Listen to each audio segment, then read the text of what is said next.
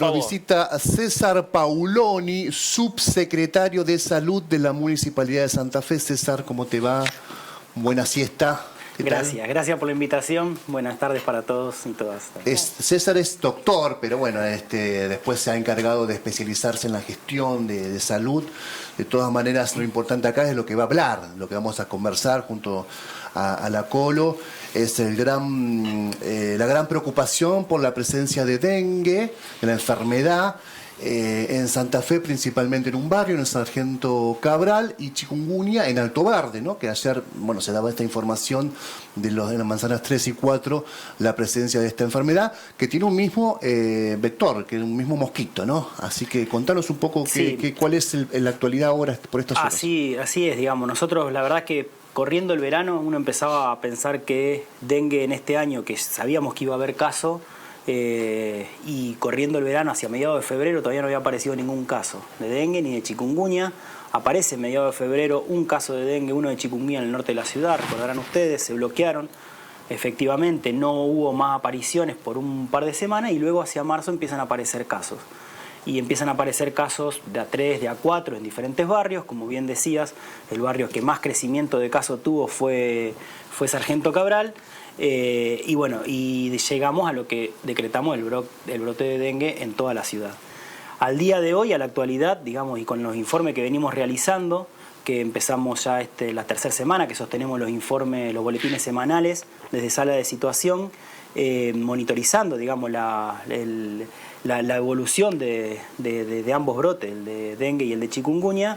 Lo que podemos decir es que reportados al sistema nacional teníamos 171 casos ya confirmados al día sábado, que hoy obviamente son bastante más de ese número, y 170 casos que estaban como sospechosos, ¿no? Esos sospechosos ya deben estar siendo confirmados en estas horas, con lo cual tenemos un alto número de personas con dengue en la ciudad. Cuando uno mira la georreferencia que nosotros hacemos en el boletín, cuando lo vemos, hay una heterogeneidad de barrios en la ciudad, principalmente centrado sobre el barrio centro, macrocentro, y el epicentro más grande o concentración de casos la tenemos en Sargento Cabral, donde más de la mitad de los casos que tenemos hoy en la ciudad de Santa Fe son de tal barrio.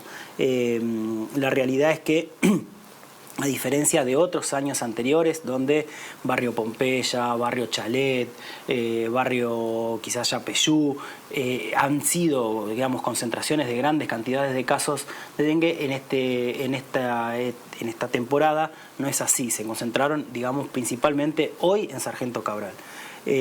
Avanzando, digamos, la semana, la municipalidad dispone lo que son los bloqueos de dengue que estamos haciendo, la verdad es que mañana y tarde, de lunes a sábados, los domingos. ¿En qué consisten los bloqueos? Bien, los bloqueos nosotros los referenciamos cuando llega una ficha epidemiológica que nos envía el laboratorio central con un caso. Antes eran sospechosos, hoy ya son todos confirmados los que ingresan. Con un caso confirmado, tomamos contacto con esa persona positiva, le damos las advertencias por teléfono, preguntamos un poco la historia, a ver si tiene alguna historia de viaje, de nexo. Hoy ya esa pregunta es casi irrelevante en la ciudad. Y lo que hacemos es constituirlo en el domicilio, tomar esa manzana del caso índice y realizar 3 acciones básicas. La primera de ellas es la búsqueda de síndromes febriles o síntomas compatibles con la enfermedad, con dengue o chikungunya. Recordemos que las sintomatologías son muy parecidas en el barrio, y remitirlos rápidamente al sistema de salud, ya sea público o privado, para que se hagan los estudios, los controles pertinentes para ver su estado de salud general, pero también para que se realice la serología para ver si esa persona también es positivo. Junto con eso se realiza lo que llamamos nosotros el descacharrado asistido, que es la tarea que nosotros realizamos durante todo el año de manera preventiva, en los patios y dentro de los domicilios, donde todavía vemos nosotros mucho por educarnos como comunidad, como sociedad, porque hay un profundo desconocimiento de dónde se cría este mosquito, de dónde se reproduce, ¿no?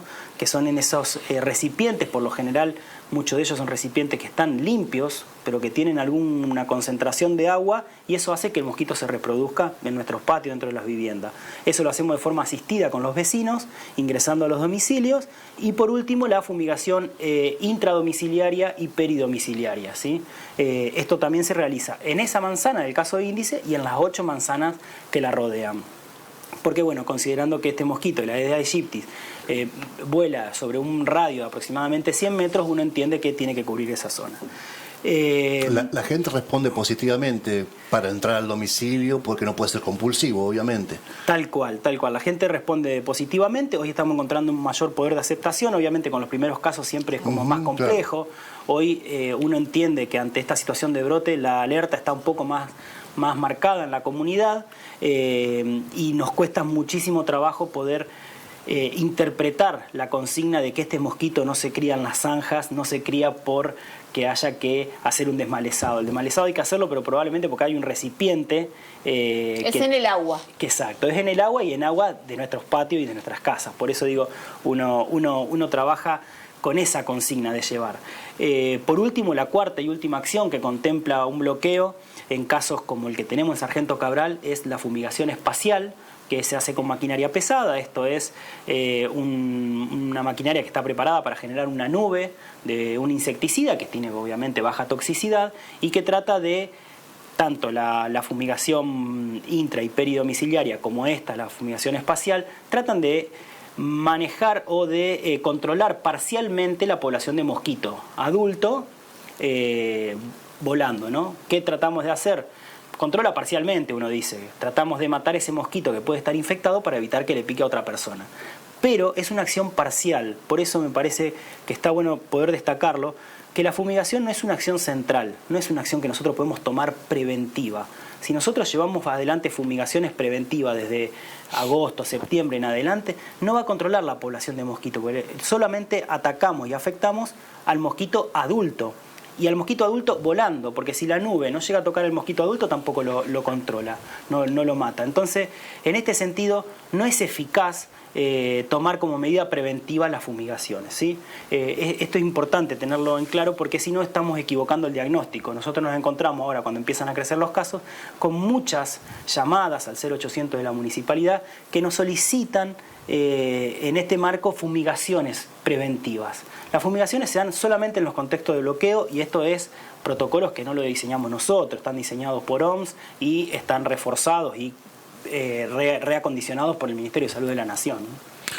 Yo tengo un par de preguntas que son pueden resultar sonsas y algunas que son más puntuales y más complejas.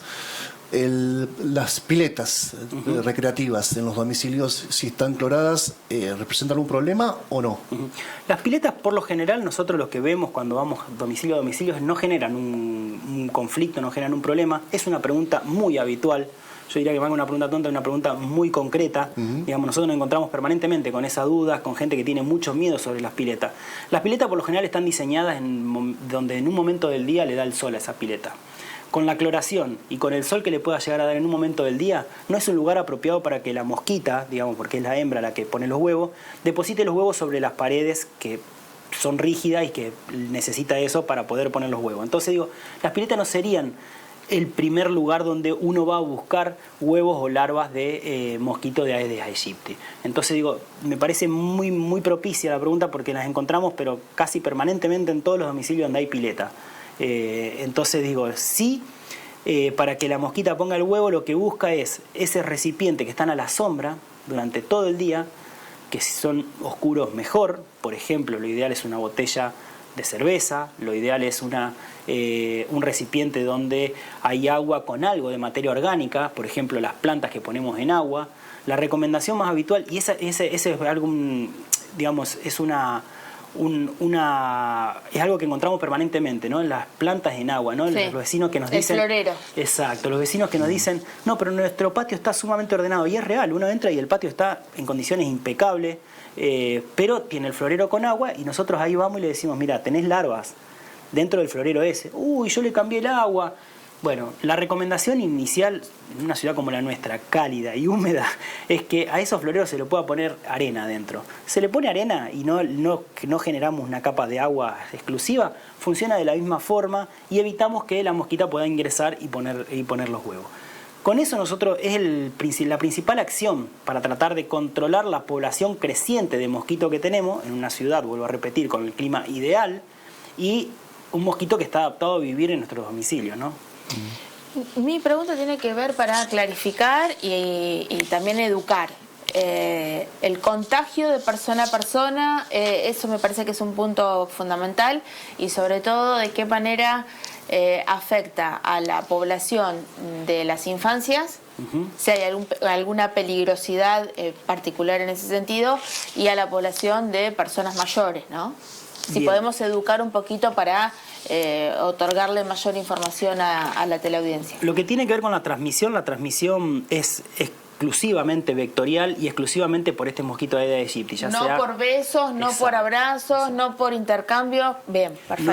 No hay posibilidad de que una persona contagie a otra si no es por medio del mosquito, ¿sí? Bien. La persona que contagia, digamos, o que puede transmitir, en realidad ese es el nombre técnico correcto, al mosquito la enfermedad, es aquella persona que, cursando la enfermedad, está en fase de viremia, esto es que el virus está en sangre, y coincide o podríamos estimarlo cercano al periodo febril del paciente, y en ese momento la mosquita, porque es la hembra la que pica, toma la sangre para alimentar los huevos en realidad, que va a poner luego.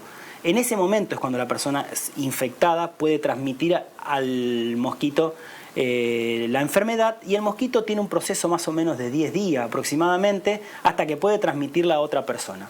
Ese es el ciclo, pero siempre es a través del vector que en este caso es el mosquito. Y la otra pregunta me habías... Niños y adultos, ¿no? Sí, Bien. infancias y personas. El dengue y chikungunya, podríamos como aunarlos en los criterios. Obviamente el dengue tiene una mortalidad muy baja, ¿sí?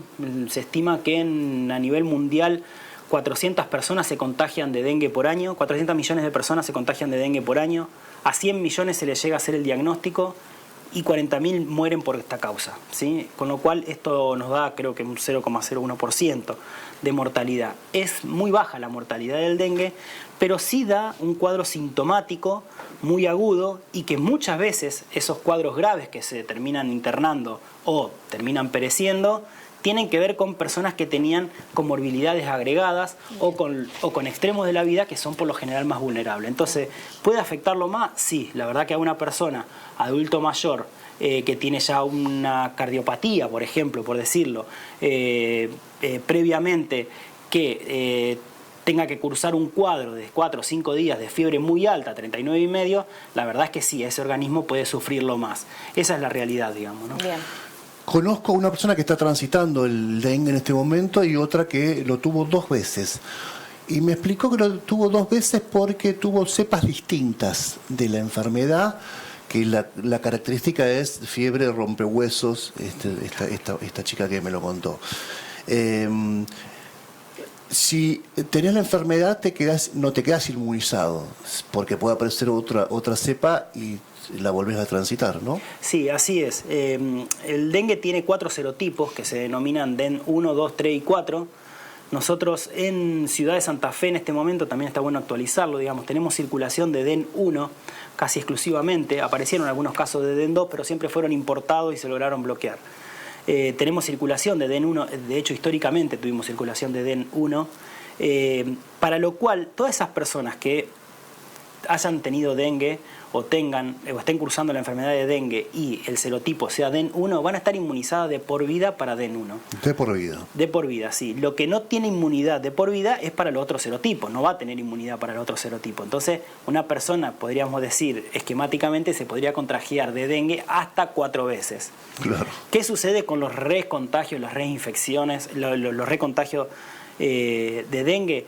Por lo general, sintomatológicamente, tienen un grado mayor de sintomatología. Esto no es lineal, pero muchas veces puede darse que al pasar, digamos, de 1 o 2 contagios, tengan una sintomatología más florida, ¿no? Entonces puede desencadenar algunos cuadros que muchas veces pueden terminar, por ejemplo, en algunos casos con dengue grave. Dengue grave significa situaciones principalmente donde clínicamente la persona tiene una afección, una afección que puede ser hepática, por ejemplo, una afección que tiene que ver coagulopática, entonces las personas empiezan a tener hemorragias.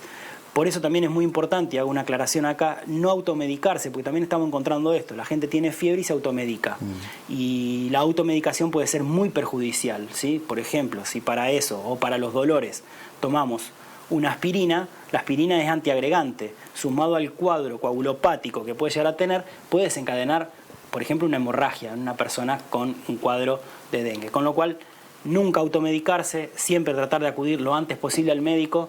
Y lo único que podemos hacer previo a la consulta, que debemos hacer previo a la consulta médica, es ponernos repelente, básicamente para que no nos piquen más mosquitos. Y evitar que el mosquito entre a casa. Tal cual. Con Evitar espirales, insecticidas y ese tipo de sustancias, ¿no? Sí, es así, digamos, el control de esta enfermedad, el control parcial que podemos hacer de esta enfermedad está con evitar que el mosquito nos pique, y para eso la medida más eficaz es evitar que el mosquito se reproduzca después de que ingrese a nuestro domicilio y después que nos pique. Entonces digo, cualquier medida que nosotros llevemos adelante, cualquier repelente que nos pongamos, me parece que en este marco es sumamente imprescindible que si vamos a estar al aire libre, sobre todo después de la lluvia que tuvimos y que anuncian un otoño todavía caluroso, lo cual lo vemos con algún tipo de preocupación, nosotros tenemos que posicionarnos y decir como ciudadanos, bueno, concientizarnos de utilizar el repelente, como de a poco nos vamos concientizando, por ejemplo, en utilizar los protectores solares cuando nos exponemos al sol, ¿no? Me queda una pregunta, poco tiempo, y una pregunta saliendo de este tema del dengue. ¿Sí? COVID, ¿cómo estamos en Santa Fe? Parece que nos olvidamos en general, ¿no? Sí. Con una sintomatología parecida, además. Exacto. La memoria me viene allá al 2020, cuando se decretó la pandemia, que coexistieron las dos enfermedades.